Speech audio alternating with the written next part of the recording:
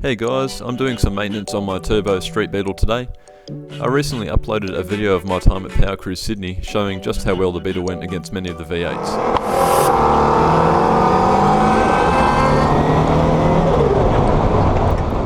After that video, I've been getting a lot of requests to do a build video, so I thought this would be a good opportunity while I have the rear apron and guards removed from the car.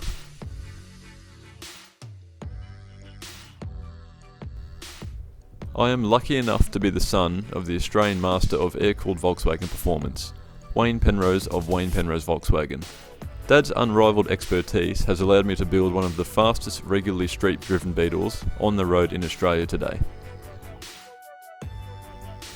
When people first witness the crazy acceleration of this car, their first question is, what's in it? Many find it hard to believe that it's still powered by an air-cooled Volkswagen engine. The Beetle is powered by a WPVW built 2827cc Type 4 combi engine. Force feeding the big Type 4 engine is a Garrett TO4ZR ball bearing turbo mounted above the transmission.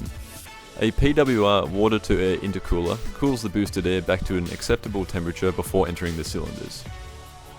I have fabricated a 10 litre aluminium tank mounted under the bonnet as a reservoir for the water to air intercooler. Being a fuel injected engine, the Haltech ECU manages all fuel and ignition requirements, so the original distributor has been removed and replaced by crank and cam angle sensors. This allows for extremely accurate fuel and ignition delivery, which is critical when producing over 300 horsepower at the wheels.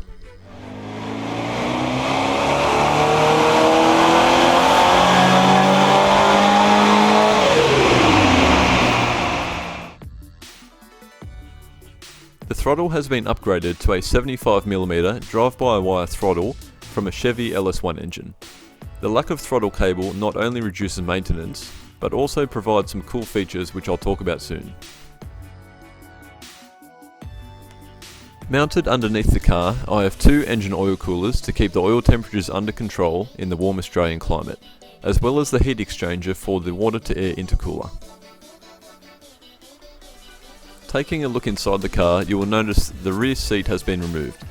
The firewall has been redesigned to make room for the turbo system, and the removable top panel makes the engine, turbo and drivetrain very easy to work on.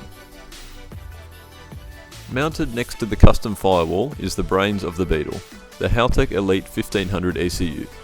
This controls almost every aspect of the engine, including fuel and ignition delivery, drive-by-wire throttle actuation, idle control, boost control, flex fuel tuning, launch control and more.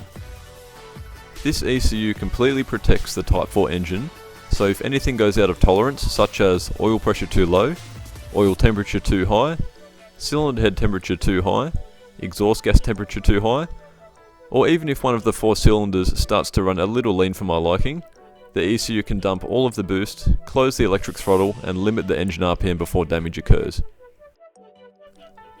The Haltech TC4 box on the left tells the ECU each of the four exhaust gas temperatures, and the WB1 box on the right takes the signal from the wideband sensor in the exhaust collector and supplies the air-fuel ratio to the ECU for engine tuning. But the Beetle doesn't have just one wideband sensor, it has 5. One in the exhaust collector for overall engine tuning, and one in each exhaust header that is used to balance the air-fuel ratio of each cylinder. The two WB2 boxes supply the additional air-fuel ratio information from the exhaust headers to the ECU.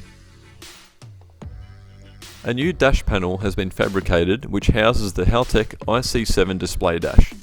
I used to have 8 gauges in the car, but now I have even more information on display while making the car neater inside.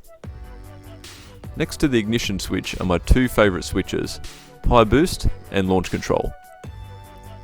By activating the high boost switch, the Beetle gains an extra 101 horsepower at the wheels, or 2.5 extra standard Beetle engines to put it in perspective how ridiculous this engine is. With launch control enabled, I select first gear, hold the throttle flat to the floor and then release the clutch. It's that simple to launch. The ECU rev limits the engine to 4000 RPM, retards the ignition timing and allows the boost to build. Once I release the clutch and the front wheel speed has exceeded 4 km per hour, The ECU releases the engine for an explosive launch.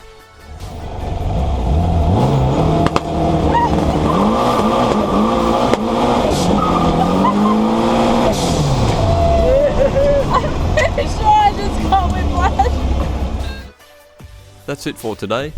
I hope you've enjoyed watching this video. I'll continue to enter the current events and show people just how quick an air-cooled Power Beetle can be. Until then, take care.